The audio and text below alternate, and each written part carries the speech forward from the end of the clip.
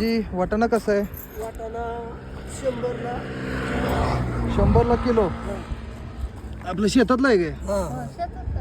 व्यापार नाही आपला. व्यापार नाही, द्या की किलो करा. तर मित्रांनो, मी आता सध्या पुण्यावरून सांगलीला चाललेलो होतो आणि मला एक असेच एक आजोबा भेटले आणि त्यांच्याशी थोड्याशा गप्पा मारल्या. ते स्वतः त्यांच्या शेतामध्ये वाटाणा तयार करून ते रस्त्यावर इथं स्टॉल लावतात आणि विकतात. खूप छान वाटलं त्यांना भेटून. व्हिडिओ करायला लागलोय तुमचा, व्हिडिओ करायला लागलोय.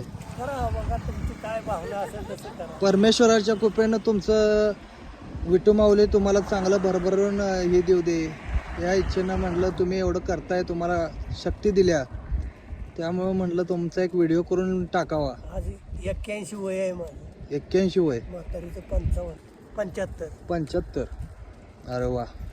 आत्ताच्या मुलांना तुम्ही काय सांगाल? आता काय सांगायचं, आताच्या मुलाला आईबापाला लाथा घालायला सांगायचं. ते विषय असू दे, पण आता जी पोरं आहेत त्यांना तुम्ही काय चांगलं सांगा? आवाज चांगलं बस की आम्ही शिकवतो या, चांगलं वागा, चांगलं राहा, आईबाप म्हणा. पंढरपूरला जायची गरज नाही. आईबाप ज्याचा आहे त्याला पंढरपूरला जायची गरज नाही. ते आमचं जुन्यातलं अनुभव आहे, हे तुम्हाकडे नाही.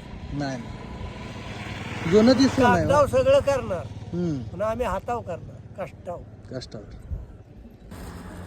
गोल्डन आहे, गोल्डन आहे काय? चवीला एकदम गुळमट. काय ना तुम्ही. असे हे कष्टकरी जे आपले शेतकरी आहेत त्यांच्याकडे कुठेही तुम्ही कमी जास्त मोलभाव करायला जाऊ नका. त्यांना मदत करा आणि आपल्या कष्टानं ते कमवत आहेत. अशांना आपले 10-20 रुपये जास्त गेले तरी काही फरक पडत नाही आणि त्यांना भाव मिळेल, त्यांच्या मालाला भाव मिळेल. आज यंदा पाऊस कमी आहे तरी पण त्यांनी करतात, हे आपल्यासाठी खूप मोठी गोष्ट आहे.